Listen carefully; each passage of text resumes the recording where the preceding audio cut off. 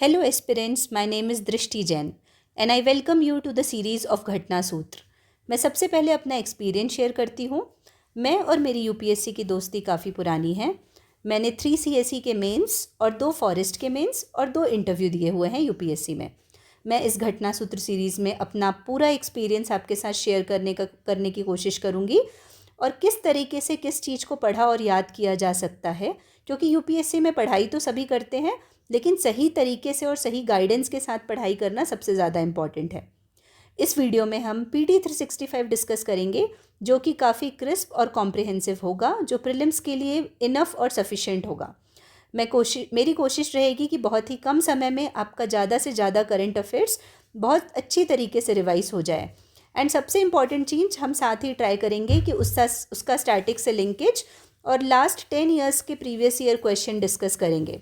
आप बस इस वीडियो को 3 से 4 बार अच्छे से देख लीजिए एंड आई एम श्योर कि आपका पूरा current affairs PT point of view से अच्छे से हो जाएगा। तो बिना देरी किए चलो let's start PT 365। Hello aspirants, आज हम इस वीडियो में स्टार्ट करेंगे next PT 365, that is science and technology की PT 365। इसमें हम बेसिकली पूरे टॉपिक्स कवर करेंगे साइंस एंड टेक्नोलॉजी के और साथ ही साथ हम PYQs भी देखेंगे। तो PYQs हम बेसिकली इसमें टॉपिक वाइज देखेंगे। जब हम बायोटेक्नोलॉजी का टॉपिक पढ़ेंगे तो बायोटेक्नोलॉजी के सब टॉपिक्स पढ़ने के बाद हम बायोटेक्नोलॉजी का क्वेश्चन देखेंगे। Same with nano technology, same with artificial intelligence, ऐसे करके हम पूरी PT 365 कवर करेंगे। तो आज हम अपने इस वीडियो में स्टार्ट करते हैं आज का सबसे पहला टॉपिक, दैट इज़ बायोटेक्नोलॉजी। तो देखो, बायोटेक्नोलॉजी में ये काफ़ी इंपॉर्टेंट टॉपिक है जो कि काफ़ी बार पूछा गया है। इसको अपन हाईलाइट भी करते जाएंगे साथ ही साथ, ठीक है। इसमें सबसे पहला है जीन एंड रिलेटेड कॉन्सेप्ट्स। तो इसमें एनसीईआरटी का कुछ कॉन्सेप्ट समझाया हुआ है जो कि काफ़ी इंपॉर्टेंट हो जाता है। तो जीन्स क्या है? Genes are segments of DNA, deoxyribonucleic acid. DNA is an important nucleic acid found in human cells along with ribonucleic acid. तो डीएनए और आरएनए को समझा रहा है कि डीएनए भी आरएनए के जैसे एक इंपॉर्टेंट न्यूक्लिक एसिड है। Chromosomes are thread like structures made of protein and a single molecule of DNA. तो ऐसे थ्रेड लाइक स्ट्रक्चर्स होते हैं, ठीक है, क्रोमोसोम्स। अब जीनोम क्या होता है? Genome is the entire set of DNA instructions found in a cell.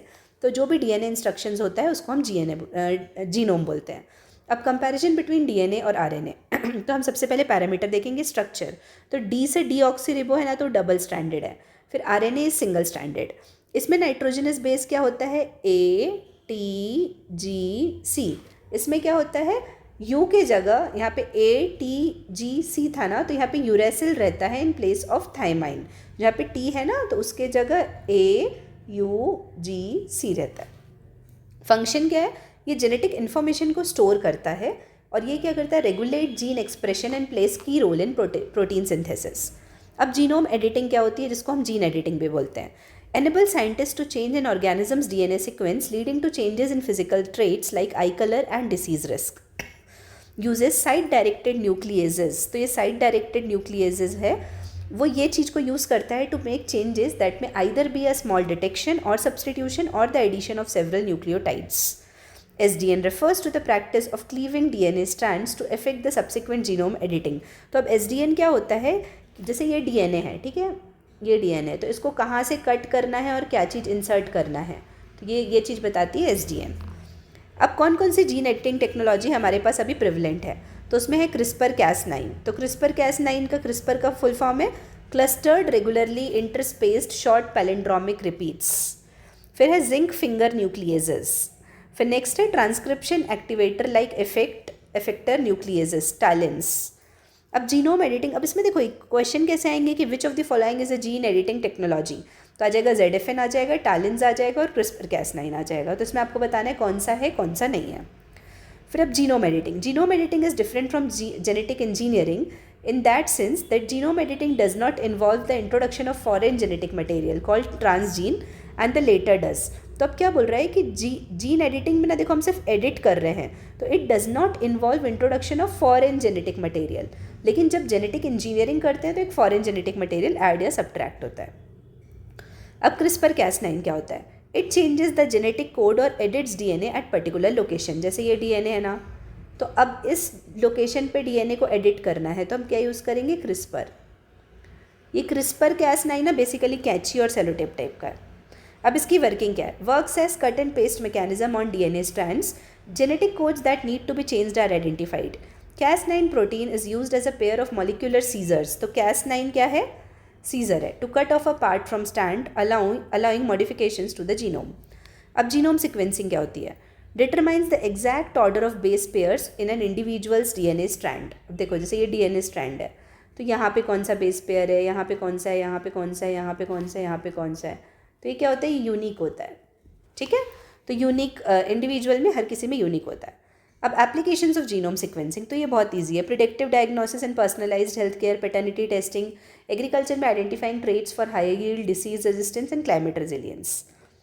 अब हम देखते हैं नेक्स्ट टॉपिक कि Nobel prize in medicine 2024 gene regulation पे मिला हुआ था. ये इंपॉर्टेंट है. ठीक है, तो why news, Nobel prize in physiology और medicine has been awarded to Victor Ambros and Gary रुक्वेन.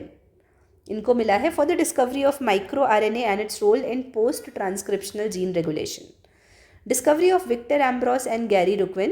In 1993, they discovered microRNA and its role in gene regulation after transcription. Till 1993, it was believed that gene regulation is limited to specialized proteins called transcription factors, which bind to specific regions in DNA and determine which messenger ribonucleic acid is produced. They discovered the role of microRNA by investigating mutant CEN. अब ये ना अपने उतने काम का नहीं है. ठीक है, अब हम पढ़ेंगे बेसिकली माइक्रो RNA क्या होता है, जो कि हमारे काम का है. A small non coding RNA that helps cells regulate gene expression. तो ये नॉन कोडिंग RNA, ये कोडिंग में हेल्प नहीं करता है, बस ये रेगुलेट करता है जीन एक्सप्रेशन को. Controls gene expression by binding with mRNA and preventing them from being transplanted into proteins और बाय डिग्रेडिंग और destroying mRNA all together. Proteins in the nucleus regulate RNA transcription and splicing, while microRNA control the translation and degradation of mRNA in the cytoplasm. अब gene regulation क्या होता है? It refers to the process that controls the timing, location and amount in which genes, out of which many genes in the genome are expressed. अब gene expression क्या होता है? Regulation मतलब expression से related है. अब जीन एक्सप्रेशन क्या होता है? Human organs and tissues consist of different cell types. Chromosomes in the cell contain the same set of genes with the same set of instructions. However, due to gene regulation, these different cells like muscle cells, nerve cells express unique set of proteins enabling them to perform specialized functions. ठीक है, अब gene regulation कैसे होता है? देखो ये important है. DNA, mRNA, protein और सेल टाइप. तो ट्रांसक्रिप्शन किसको बोलेंगे? जब DNA से प्रोटीन बनेगा. फिर प्रोटीन से जब सेल टाइप बनेगा तो उसको बोलेंगे ट्रांसलेशन. तो पहले आता है ट्रांसक्रिप्शन, फिर प्रोटीन जब बनता है तो ट्रांसलेशन. ठीक है, और human genome contains 20,000 genes, about 20,000 genes. अब एप्लीकेशन और सिग्निफिकेंस ऑफ डिस्कवरी क्या है? Understanding cellular development, example self renewal and differentiation of stem cells. Second है immune response, regulate innate and adaptive immune responses. Third है oncogenesis, to avoid healthy cells conversion to cancer cells. Fourth है disease diagnostics, that is cancer. अब related concept क्या है? Reverse transcriptase, RTs क्या होते हैं? Researchers found that when infected by viruses bacteria use RNA to bind reverse transcriptase. तो इसमें bacteria और वायरस का रोल है. About reverse transcriptase, they are RNA dependent DNA polymerases, a group of enzymes that play a unique role in the flow of genetic information. तो ये genetic information में unique role play करते हैं. ठीक है, These enzymes enable the reverse transcription reaction. अब देखो हमने ट्रांसक्रिप्शन क्या पढ़ा था कि ट्रांसक्रिप्शन बेसिकली होता है DNA से प्रोटीन बनना. तो रिवर्स ट्रांसक्रिप्शन क्या होगा? प्रोटीन से DNA बनना. Reverse transcription is the synthesis of DNA from an RNA template. ये जो स्टार्टिंग वाला है ना, DNA से RNA, मतलब इस प्रोसेस को रिपीट कर देंगे तो रिवर्स ट्रांसक्रिप्शन हो जाएगा. ठीक है, synthesis of DNA from an RNA template. उसके बाद आ जाता है जेनेटिकली मॉडिफाइड क्रॉप्स क्या होती है, जो कि नेक्स्ट टॉपिक है. The supreme court announced a split verdict on the validity of union government's decision to grant approval for the environmental clearance of genetically modified mustard crop in 2022. तो supreme court के verdict के बारे में बात हो रही है GM मस्टर्ड क्रॉप के. अब GM मस्टर्ड को किस नाम से जाना जाता है? DMH11. Developed by centre for genetic manipulation of crop plants, Delhi university. GM mustard has not been released for commercial cultivation. Has not been released. India is the first indigenously developed. It is the India's first indigenously developed GM food crop. तो food crop में ये सबसे पहले indigenously developed है. DMH11 is a result of crossing between two mustard varieties, Varuna and East European early हीरा 2, तो 2 mustard variety 1 और mustard variety 2 को अपन मिक्स कर दिए, ठीक है। This cross has been done after introducing barnase and barstar gene, तो barnase और बारस्टार जीन को इंट्रोड्यूस करते हैं from soil bacterium Bacillus amyloliquefaciens.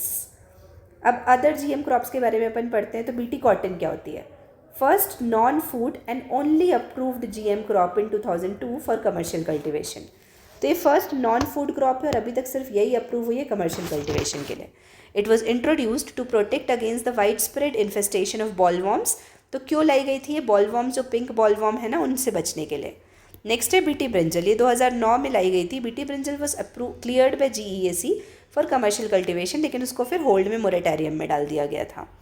अब बेनिफिट्स क्या है जीएम मेथड्स के इन एग्रीकल्चर में? तो enhanced crop yield, that is resistance to pest and diseases, reduced uses of pesticides, third है enhanced nutritional value, that is golden rice, और fourth है tolerance to drought. उसके बाद आते हैं हम regulatory framework of GM crops in India. तो सबसे पहले है फसाई की गाइडलाइंस, तो food safety and standards act 2006 prohibits import, manufacture, use और sale of GM food without फसाइज approval. Second है Review Committee on Genetic Manipulation. Under the Department of Biotechnology, this committee monitors various aspects of R&D projects involving GM organisms. फिर third है State Biodiversity Coordination Committee reviews the safety and control measures in various institutions handling genetically modified crops. ठीक है। Next है District Level Committee inspects, investigates and reports to SBCC or the GEAC about compliance. अब genetic engineering appraisal committee, इसका genesis क्या है? तो genesis है statutory committee constituted under the rules for manufacture, use, import, export and storage of hazardous micro organisms, genetically engineered organisms और cells 1989। The rules are framed under the environmental protection act 1986। Ministry क्या है? Ministry of environment, forest and climate change. Responsibilities: appraisal of proposals relating to release of genetically engineered organisms and products, appraisal of activities involving large-scale use of hazardous microorganisms and recombinants in research and industrial production. Next topic है heritable human genome editing. तो अब ये क्या है? ये एक नया topic है, हम वो पढ़ेंगे। heritable human genome editing. South Africa becomes the first country to allow heritable human genome editing.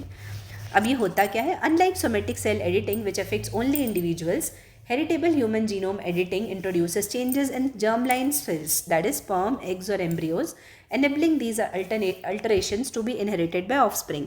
तो अभी क्या होता है, जो अलाउड है ना वो P1 में, मान लो पेरेंट 1 है उसमें अलाउड है, पेरेंट 1 पेरेंट 2 है, तो आप इंडिविजुअल लेवल पे कर सकते हो, लेकिन ये क्या होगा? ये इनहेरिट होगा। तो ये चाइल्ड में भी आएगा, चाइल्ड 1, चाइल्ड 2, चाइल्ड 3 ऐसे आते जाएगा, ठीक है। अब पोटेंशियल एप्लीकेशन, तो इससे डिसीज़ प्रिवेंशन हो सकता है। These include heritable diseases, Huntington diseases and sickle cell anaemia. Assisted reproductive technology में इसमें can improve technology such as in vitro fertilisations, लेकिन कंसर्न क्या है कि अनफोर्सिन कंसिक्वेंसेज हो सकते हैं। Germ line genome edits would be heritable and their efforts could be multi generational. Societal impact क्या है? Creation of designer babies, designer baby बन सकती है जिसमें ट्रेड्स आ सकते हैं इंटेलिजेंस वगैरह के अलग से, मतलब दैट में भी अनवांटेड, जो इंजीनियर्ड होंगे, ठीक है। अब next topic is RNA editing. उसमें पढ़ते हैं अपन, ये न्यूज़ में क्यों है? The first successful clinical demonstration of RNA editing in humans was conducted. तो क्लिनिकल डेमोन्स्ट्रेशन हुआ है अभी RNA एडिटिंग का। Wave life sciences has successfully performed RNA editing to treat alpha-1 anti-trispin deficiency AAAD, an inherited disorder. In AATD, levels of protein alpha-1 anti-trispin build up and affect liver and lungs. तो किसको effect करता है? Liver और lungs को impact करता है। अब about RNA editing, a process that modifies genetic information on RNA sequences through insertion, deletion और substitution. तो RNA एडिटिंग में क्या होता है? मॉडिफिकेशन होता है जेनेटिक इन्फॉर्मेशन का ऑन RNA सीक्वेंसिंग, क्या क्या तरीके से, या इंसर्शन हो सकता है, या डिलीशन हो सकता है, या सब्सटीट्यूशन हो सकता है। Scientists used a technique called adenosine deaminase acting और RNA ADAR with guide RNA gRNA. gRNA are small RNA molecules that direct editing machinery by base pairing with mRNA in specific regions for modification. तो ये basically क्या करता है? Guide करता है कि किस एरिया में आपको मॉडिफिकेशन करना है या करवाना चाहते हैं, ठीक है। इसके बाद आते हैं हम comparison between RNA and DNA editing. तो किस टाइप का चेंज होता है? Form of change. DNA editing makes permanent changes while RNA editing makes temporary changes, ये इंपॉर्टेंट है। DNA एडिटिंग परमानेंट चेंजेस करता है, RNA एडिटिंग टेम्पररी चेंजेस करता है. Thus, RNA editing is safer and flexible compared to DNA editing, which may result in irreversible errors. Allergic and immune reactions. DNA editing has a higher risk of undesirable reactions compared to RNA editing. DNA editing tools use proteins from certain bacteria to perform cutting functions, while RNA editing relies on ADAR enzymes already occurring in the human body. ठीक है, ये समझ आया होगा. Next topic है bridge recombinase mechanism. तो ये क्या होता है? Scientist discovered a naturally existing DNA to editing tool that is bridge recombinase mechanism which utilises mobile genetic elements और जंपिंग जीन्स. तो क्या बोलेंगे? मोबाइल जेनेटिक एलिमेंट्स को भी जंपिंग जीन्स बोलते हैं. अब about bridge recombinase mechanism. Extra DNA at the ends of jumping genes gets together and converts the DNA double helix structure into single stranded RNA molecule. तो क्या बोल रहा है? जो एंड में एक्स्ट्रा DNA रहता है ना, jumping extra genes at the end of jumping genes gets joined together. तो यहाँ पे भी एक जगह मान लो ये जीन है, ठीक है, ऐसी एक और जीन है, तो ये एक्स्ट्रा है ना, तो ये एक्स्ट्रा ये मिल जाएंगे, ठीक है. Extra genes at the end of jumping genes get joined together and converts the DNA double helix structure into single stranded RNA molecule. This bridged RNA molecule can bind to two DNA segments, donor and target, allowing for flexible DNA modifications. अब jumping genes क्या होते हैं? Jumping genes are DNA sequences that move from one location on the genome to another. These are also known as transposable elements. These small DNA segments contain recombinase enzyme along with extra DNA segments at the end of genes that bind and manipulate DNA. They can replicate themselves and insert copies at new locations. Their movement can cause genetic mutations and contribute to genome evolution. अब next topic है One Day One Genome. The Department of Biotechnology and Biotechnology Research and Innovation Council (BIRAC) launched the One Day One Genome initiative on first foundation day of BRIC. One Day One Genome क्या है? An annotated microbial genome will be publicly released every day to make microbial genomics data more accessible to researchers. It will highlight the unique bacterial species found in our country. अब microbial genomics क्या होता है? It is the scientific field that studies the complete genetic material of microorganisms to understand their structure, function, evolution and interactions with other organisms. अब microbes और micro organisms क्या है? Are too small to see with naked eyes, that is bacteria, algae etcetera. अब significance of studying microbes. तो human health के लिए क्या है? Understanding the relationship between disease causing bacteria and their genetic makeup. Second है advancing biotech application, that is example biofuel production, bio manufacturing. Third है environmental sustainability. Ideonella snakenesis produces an enzyme that degrades PET plastic into reusable monomers. Next है human health and disease management. तो इसमें example है genome sequencing of mycobacterium tuberculosis helps in detecting drug resistant strains. फिर next है agriculture. तो agriculture में क्या? Nutrient cycling, nitrogen fixation, maintaining soil fertility. अब पढ़ते हैं हम अदर डेवलपमेंट्स के बारे में. तो उसमें है recombinant proteins. Researchers at the Indian Institute of Science have developed a new process for production of recombinant proteins. What are recombinant proteins? Recombinant proteins are proteins that are artificially produced using genetically engineered techniques. These are modified or manipulated proteins encoded by recombinant DNA. rDNA is an artificially made DNA strand that is formed by the recombination of two or more DNA molecules. तो दो या दो से अधिक DNA molecules को combine करके बनाया जाता है. rDNA technology can be used to combine or splice or transfer DNA from different species to create genes with new functions. अब प्रोडक्शन क्या है? RPs such as monoclonal antibodies, MOABs or MABs are mass produced by growing genetically modified bacterial, viral or mammalian cells in large bioreactors. MABs are lab made proteins mimicking natural antibodies. अब की applications क्या है recombinant proteins के? Production of biotherapeutics such as insulin, growth hormones and monoclonal antibodies. Development of vector vaccines such as which are safer than traditional vaccines as they do not contain live pathogens. अब agricultural में क्या है? Used in development of genetically modified crops, increase nutritional value of animal feed. Next है environmental. Used in bioremediation, process of using microorganisms to break down pollutants in the environment. ये होता है application of recombinant proteins. अब next है टेमिस्पेटेरिस ओबेलेनकोलेट, fern with largest genome.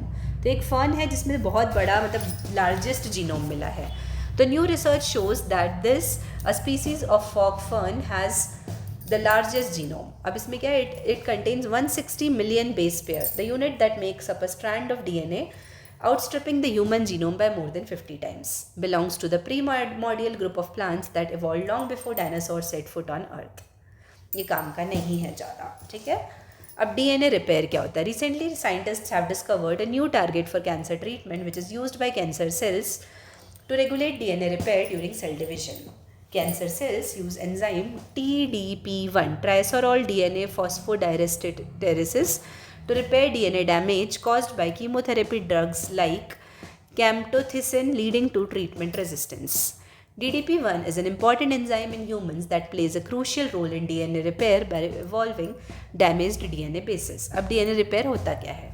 DNA repair is a mechanism of a cell to maintain the integrity of the genetic code. Exists in both prokaryotic and eukaryotic organisms. Plant Genome Editing Tool ISDRA2TNPB. ICAR recently developed a miniature plant genome editing tool ISDRA2TNPB. TNPB proteins are considered the evolutionary ancestors of Cas12 nucleases. About genome editing tool ISDRA2TNPB. Derived from bacteria called Deinococcus radiodurans, it can survive extreme environmental conditions. It belongs to the family of jumping genes. Significance क्या है? TNPB can target unique regions in the genome that Cas9 and Cas12 cannot. It facilitates creation of fusion proteins, cheremic proteins, created by joining two or more genes that originally coded for separate proteins. फिर आते हैं हम exosomes. An exosome based gene editing platform, Safe ExoCas. तो क्या है? Safe ExoCas has been developed by scientists at Columbia University. अब exosomes होते क्या है? Exosomes are naturally occurring vesicles that have the potential to be manipulated to become promising drug delivery vehicles. तो एक drug delivery vehicles बन सकते हैं अच्छे. Exosomes are membrane enclosed vesicles actively released into the extracellular space. ये समझ आया होगा आई होप सभी को. जो extracellular space में जो रिलीज हो जाते हैं वो होते हैं exosomes. अब जीन थेरेपी क्या होती है? जीन थेरेपी नेक्स्ट टॉपिक है जो कि हमारा, तो इसमें NCERT कॉन्सेप्ट कुछ जो दिया हुआ है बेसिकली सबसे पहले वो पढ़ेंगे. तो जीन थेरेपी होती है unique technique that uses a gene to treat, prevent और क्योर अ डिसीज और medical disorder. In most gene therapy, a normal gene is inserted into the gene to supplement an abnormal disease-causing gene and restore the target cell to a normal state. तो working of gene therapy क्या होता है? तो cell with non functioning DNA, non functioning है ये, adding DNA containing a functional version of the last gene. तो functional version का gene को डाल दिए, सेल फंक्शनिंग नॉर्मली, तो वो नॉर्मली फंक्शन करने लगा. It uses methods or products such as plasmid DNA, genetically engineered circular DNA molecules. Types of gene therapy: germline gene therapy, somatic cell gene therapy. In germline gene therapy, egg or sperms are modified by the introduction of functional genes. Somatic cell gene therapy में क्या होता है? In this, therapeutic genes are transferred to a patient's somatic cells other than germline. तो इसमें germline वाले cells पे नहीं होता है, इसमें germline वाले cells पे editing होती है. अब इसकी एप्लीकेशन क्या है? Both inherited genetic diseases, example sickle cell anaemia और haemophilia A, and acquired disorders leukaemia could be created. ठीक है, तो inherent diseases and acquired disorders could be treated, दोनों इनहेरिटेड और एक्वायर्ड. अब नेक्स्ट टॉपिक है chimeric antigen receptor, that is T cell therapy. तो India's first home grown gene therapy NexCAR 19 CAR T cell therapy for cancer. तो CAR T cell therapy क्या चीज़ के लिए? Cancer के लिए. Has been launched by the president of India. NexCAR CAR T cell therapy has been developed by Indian Institute of Technology Bombay and others. अभी technology होती क्या? It modifies immune system, specifically T cells, by turning them into a potent cancer fighters such as CAR T cells. तो क्या करते हैं ये जो T cells है ना, उनको पोटेंट कैंसर फाइटर में टर्न कर देते हैं. T cells are special cells types of WBC whose primary function is cytotoxic, meaning killing other cells. ठीक है, तो ये क्या करता है? इम्यून सेल्स जो स्पेसिफिकली टी सेल्स है ना, उनको टर्न करता है into potent cancer fighters. T cells are taken from patients blood and are changed in the lab by adding a gene for a man made receptor. CARs are proteins that assist T cells to recognize and attach to a specific protein present in the cancer cells. This therapy is also known as living drug. क्या बोलेंगे? Living drug. Benefits क्या है? Can treat cancer for all extended period with the potential to cure specific cancers completely. Short treatment time is needed and more rapid recovery. Challenges क्या है? CAR T cell therapy for one cancer won't work for another type of cancer and can have negative effects on nervous system, risk of infection, etc. The next topic for this video is stem cell. For the first time, type 1 diabetic women was treated by using cells deprived from her own body after a reprogrammed stem cell transfer. तो क्या बोल रहे हैं? एक diabetic women थी जिसके cell को first time ऐसा किया गया by using cells derived from an own body after reprogrammed stem cell transplant. More on the news. Allogenic stem cell transplantation was performed. It uses stem cells from someone other than the patient. Allogenic stem cell transplantation is a type of stem cell therapy. In type 1 diabetes, the pancreas does not make insulin because the body's immune system attacks the islet cells in the pancreas that make insulin. In diabetes type 2, the pancreas make less insulin than they used to. अब stem cells होते क्या हैं? Cell with unique ability to develop into a specialised cell types in the body. 2 unique properties क्या होती हैं? Can divide over and over again to produce new cells and replace specialised cells that are damaged और lost. As they provide they can change into other type of cells that make up the body. अब major sources क्या है? Embryos and adult tissue. ये important है, adult stem cells. ठीक है. अब types of stem sales देख लो इस वीडियो के लिए. लास्ट टॉपिक, एक होते हैं टोटीपोटेंट सेल, एक होते हैं प्लूरीपोटेंट, एक होते हैं मल्टीपोटेंट, एक होते हैं यूनिपोटेंट. टोटीपोटेंट क्या होते हैं? Can make all the 3 embryonic germ layers. Example zygote.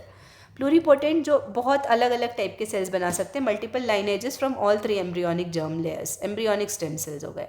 Multipotent मतलब एटलीस्ट 2 डिफरेंट लाइनेजेस के from the same germ line layer, तो हीमेटोपोटिक. और यूनिपोटेंट मतलब ओनली 1 सेल टाइप बना सकते हैं, जैसे स्किन सेल. अब इंड्यूस्ड प्लोरीपोटेंट स्टेम सेल्स भी होते हैं जो लैब में बनते हैं फ्रॉम एडल्ट सेल्स. ठीक है. आई होप यहाँ तक कि आप सभी को समझ आया होगा. जो भी हमने पढ़ा उसके हाईलाइटेड पॉइंट्स को एक बार रिवाइज कर लीजिएगा. नेक्स्ट टॉपिक में हम मिलेंगे, ये वाले टॉपिक ऑर्गन और ऑन चिप टेक्नोलॉजी को लेके, और हमारा उसी टाइम जेनेटिक इंजीनियरिंग वाला पोर्शन खत्म होगा. और उसके बाद हम जेनेटिक इंजीनियरिंग से जो भी क्वेश्चंस आए हुए हैं उनको डिस्कस करेंगे यूपीएससी के PYQ में पिछले 10 सालों में. तब तक के लिए आप सभी को बहुत बहुत धन्यवाद.